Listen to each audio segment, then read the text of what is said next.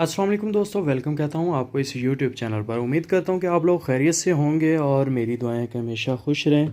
आज वीडियो जो लेके आया हूँ, कुछ मेरे दोस्तों की डिमांड थी कि आप अपना वर्किंग एरिया जो है ना वो दिखाएं कि आप जो है आपकी लैब है या अपनी वर्कशॉप है उसके बारे में कुछ बताएं। तो सबसे पहले यहाँ से शुरू कर रहा हूँ। इसमें जैसा कि आप देख सकते हैं कि कंप्यूटर, सबसे पहले डिज़ाइनिंग के लिए कंप्यूटर ज़रूरी है। तो कोई भी कंप्यूटर आप यूज़ कर सकते हैं जिस पे कोरल ड्रा वगैरह जो है वो आपका इजीली चल सके। मैंने ये शौकिया तौर पे गेमिंग पीसी बनाया हुआ है, लेकिन गेमिंग के हवाले से यूजेज तो नहीं है, काम तो प्रोफेशनली इससे ले रहे हैं, लेकिन यह है कि एक शौक़ पूरा किया है। बाकी इसमें जो है रिक्वायरमेंट होती है, अगर आप ऑनलाइन काम करते हैं जैसा कि दराज.pk पे अगर आपका स्टोर हो या आप बनाना चाह रहे हो, तो उस हवाले से ये है कि प्रिंटर की ज़रूरत है। प्रिंटर मस्ट है क्योंकि आपको प्रिंटिंग जो है उसकी स्लिप्स जो हैं वो लगाना उस पर पड़ती हैं पैकिंग पे। तो वो इनकी एक रिक्वायरमेंट है, वो रिक्वायरमेंट्स पूरी करना ज़रूरी होती हैं। तो एक अदद प्रिंटर तब ज़रूरत है, अदरवाइज़ ज़रूरत नहीं है। उसके अलावा ये आप देख रहे हैं, ये प्लॉटर है, कटिंग प्लॉटर होता है। स्टिकर वगैरह विनाइल कटिंग के लिए ये यूज़ होता है।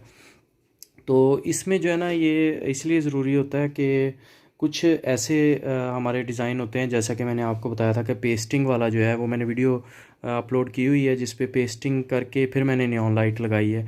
तो उसके लिए ये ज़रूरत होती है। दूसरा ये कि ये बड़ी ज़बरदस्त चीज़ है, मैंने जुगाड़ शायद आपको बताया था कि जिसमें मैं प्लास्टिक शीट जो है, ट्रांसपेरेंट शीट, उसके ऊपर इसके ज़रिए इसमें पेन टूल लगाता हूँ, कटिंग टूल की बजाय पेन लगा के, और उसके बाद उसके ऊपर डिज़ाइन जितना भी कोरल ड्रा से मैंने बनाया है तो वो इसके ज़रिए मैं प्रिंट ले लेता हूँ।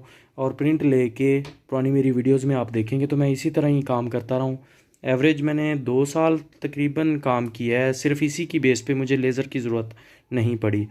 तो लेज़र मशीन की बाद में ज़रूरत फ़ील हुई कि जब ज़्यादा मतलब काम को बढ़ाया तो तब ज़रूरत पड़ी, वरना स्टार्टअप में आप इसी से ही बेहतरीन काम ले सकते हैं।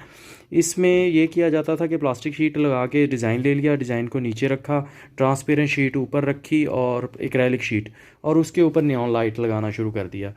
तो उससे ये है कि ज़बरदस्त डिज़ाइनिंग भी हो जाती थी, मेरा काम ये हो जाता था, मेरे प्रिंटिंग के पैसे भी बच जाते थे, और फौरी फौरी मैं अगर रात को भी काम करना चाहता था तो मैं इस पे घर में बैठ के भी काम कर सकता था। तो इसलिए ये चीज़ मेरे लिए बहुत ही बेनिफिशियल रही है। और इसका मज़ीद जो है आप मेरी वीडियोस पुरानी देखेंगे तो आपको आइडिया हो जाएगा। उसके अलावा ये स्टिकर शीट्स हैं, तकरीबन सारे कलर मैंने लेके रखे होते हैं। तो ये इसीलिए है कि ये जो हम पेस्टिंग लगाते हैं उसके लिए काम आते हैं। बीच में पेस्टिंग लगा के इर्द गिर्द नियॉन लगा दी। नियॉन लाइट लगाने से ये है कि इसका डिज़ाइन जो है वो खूबसूरती ज़्यादा आ जाती है।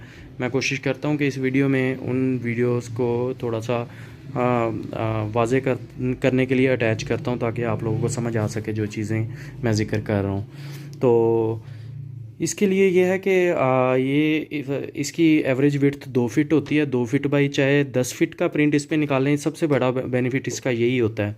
अदरवाइज़ लेज़र जो है उसमें 3 फीट बाई 4 फीट का बेड होता है या 2 बाई 3 का, तो वो भी इतनी कॉस्टली है कि उस पर इतना बड़ा प्रिंट लेने के लिए, या 2 बाई 8 फीट का अगर प्रिंट लेना है तो वो लेज़र पे मुश्किल हो जाता है या बाहर मार्केट से करवाना पड़ता है। अदरवाइज़ लेज़र मशीन ही 16 लाख की वो हुई है, तो इसलिए सस्ते में तो फिर यही बेस्ट है।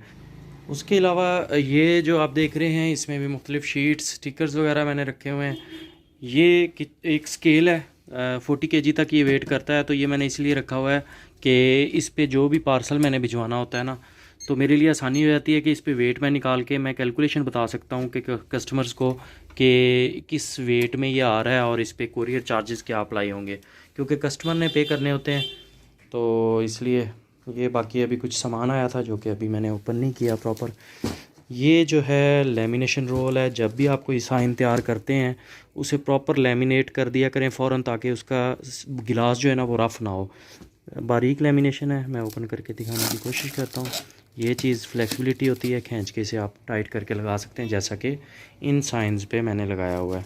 इस पर ये किया हुआ है रैप, तो मुझे ये टेंशन नहीं है कि ये डस्टी हो जाएंगे या इन पे स्क्रैचेस आ जाएंगे। तो इस तरह ये चीज़ भी आप लोगों के लिए ज़रूरी है कि आप ये रखें। बाकी कुछ ऐसी चीज़ें होती हैं जिनको आप पैक करके रखना चाहें, ख़राब ना हो।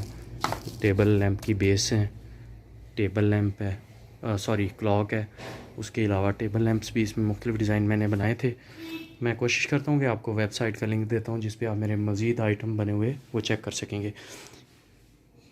लेज़र जब यूज़ करते हैं तो ये स्क्रैप है, ये चीज़ें, ये शीट, ये स्क्रैप जो है ना ये काफ़ी निकलता है और ये सेल आउट भी हो जाता है। सबसे बड़ा बेनिफिट ये है कि एवरेज इसका जो है ना अभी 100 रुपीज़ पर केजी सेल होता है, तो अच्छा खासा वेट ये निकलता रहता है। जब काम होता है तो इसमें ये स्क्रैप काफ़ी निकलता है, तो इसमें कोई ऐसा है नहीं कि जो काम लग सकें, तो ये हमें फिर सेल आउट स्क्रैप में ही करना पड़ता है।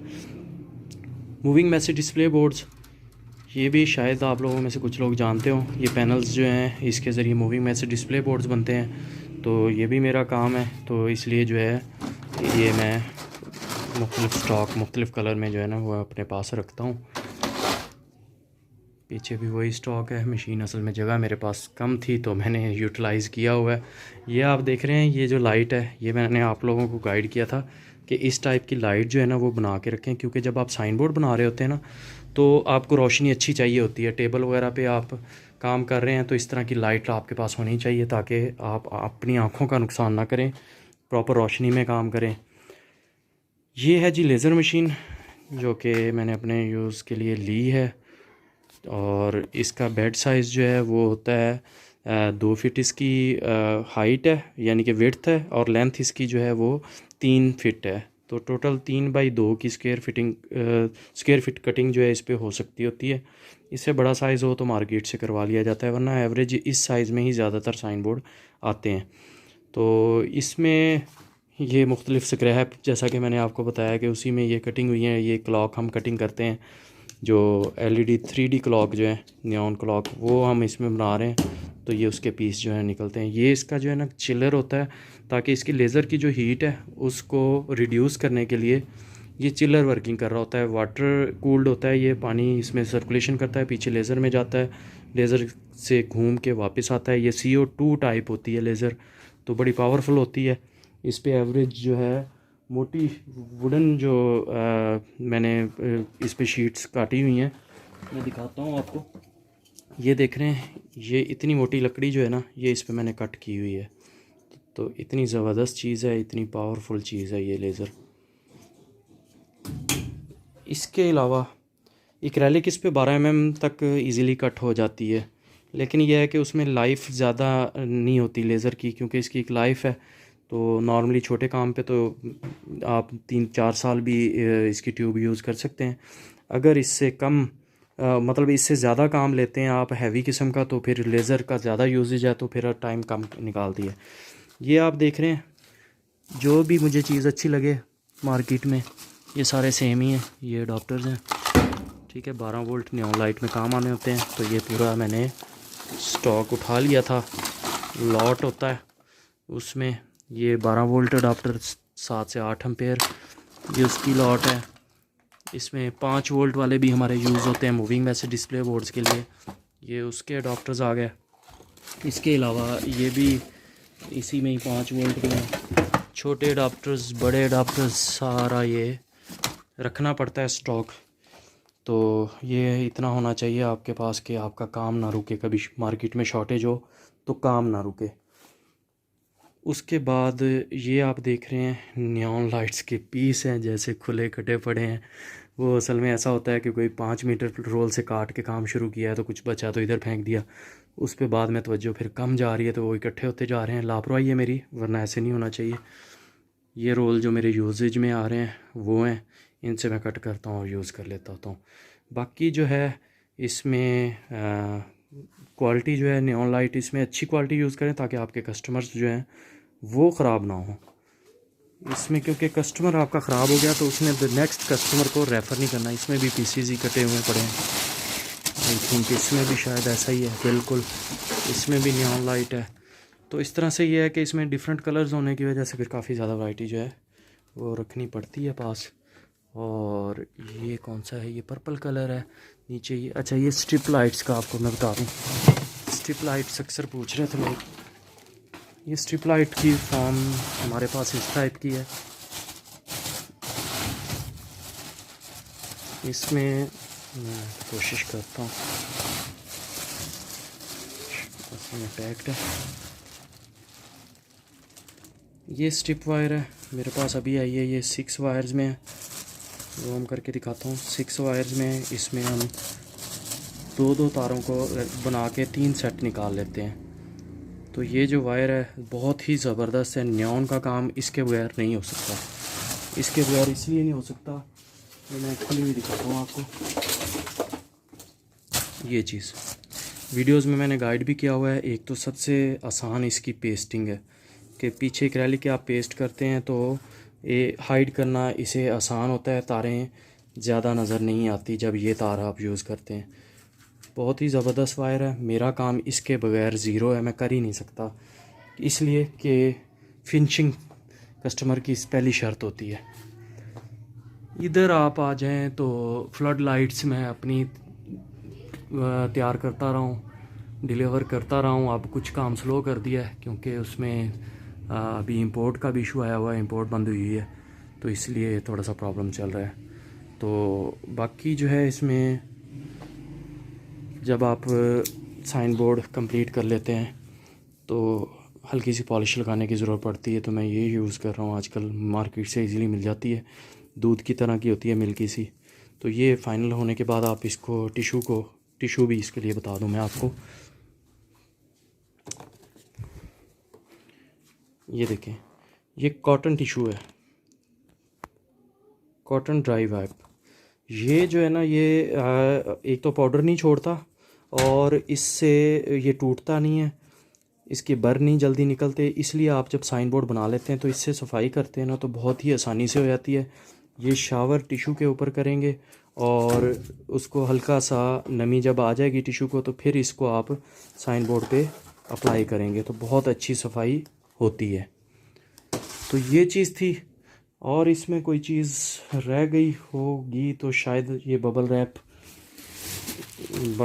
की भी ज़रूरत पड़ती है जब आप डिलीवरी करते हैं किसी भी चीज़ की। इसमें कारोगेटेड पेपर की भी ज़रूरत पड़ती है, गत्ता, ठीक है, वो भी रोल पीछे पड़ा हुआ है लेज़र मशीन के, मेरा जाना भी उधर मुश्किल है। बाकी जो है हैवी लेवल की सप्लाईज़, जब बड़े साइन बोर्ड आप बनाते हैं तो ये सप्लाईज़ इस टाइप की यूज़ होती हैं। ये 50 मैं ट्राई करता हूँ कि इसमें फोकस हो जाए। बहरहाल ये 55 एम्पेयर की है। ये इसमें यहाँ पे आप देखें 12.2 वोल्ट है और 55 एम्पेयर है। तो इस टाइप की हैवी सप्लाईज़ यूज़ होती हैं। तो असल में लोड के मुताबिक सप्लाई लगनी होती है, कुछ लोगों को नहीं मालूम होता। अब ये जो है ना, ये जो सप्लाई है इसमें आप देखेंगे 12 वोल्ट 3 एम्पेयर है। ये है छोटे साइन बोर्ड के लिए। जो 1.5 फीट तक का बोर्ड है ना, वो हम इस पे चलाते हैं। मैक्सिमम 2 फीट का अगर कम नियॉन लगी है, उस पर नियॉन लाइट कम लगी है तो उसके लिए। जब उससे बड़ा हो जाता है साइन बोर्ड फिर ये अडाप्टर यूज़ होना होता है। ये देख रहे हैं 7 एम्पेयर, लेकिन ये स्टिकर पेस्टेड है तो इस पर मैं ट्रस्ट कम करता होता हूँ। और लेकिन बहरहाल वो 4x2 फीट का तो इजीली चला रहा है मेरे पास, है ना। मैंने मुख्तलिफ जो साइन बोर्ड दिए हैं 4x2 फीट के साइन बोर्ड चल रहे हैं। ये है ओरिजिनल मार्किंग में 12 वोल्ट 5 एम्पेयर। अब इस पर स्टिकर लगा के 10 एम्पेयर करके भी लोग बेच रहे हैं, लेकिन ये ओरिजिनल है 5 एम्पेयर। तो ये भी 4x2 फीट का बेहतरीन साइन बोर्ड चला जाता है। इसके अलावा फिर इससे बड़े जो बड़ी सप्लाईज़ हैं इस टाइप की मिल नहीं रही, वरना ये चीज़ जो है ये फिर मज़ीद पावरफुल हो जाती है 10 एम्पेयर तक। तो इस तरह से ये है।